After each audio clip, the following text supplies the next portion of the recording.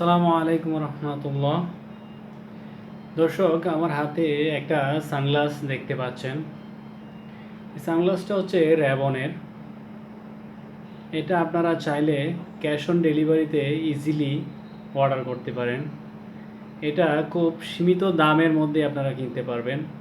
এটার দুটা কালার আছে। এটা একটা কালার গোল্ডেন কালার, আরেকটা কালার হচ্ছে এটা সিলভার কালার। এটা খুব সীমিত দামের মধ্যে আপনারা নিতে পারবেন।